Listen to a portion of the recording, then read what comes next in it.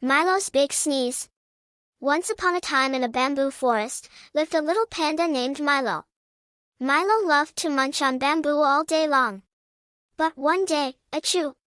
He sneezed so loudly, he scared a flock of birds. Milo. Oh no! Why am I sneezing? Milo's friend, Tilly the turtle, explained, did you know pandas can catch colds, just like humans? Milo. Really? I thought only people got sick. Tilly. Nope. Animals can get sick too, which is why it's important for them to stay warm and eat healthy. So Milo put on his cozy leaf blanket and sipped warm bamboo soup, and soon, he felt all better. The end.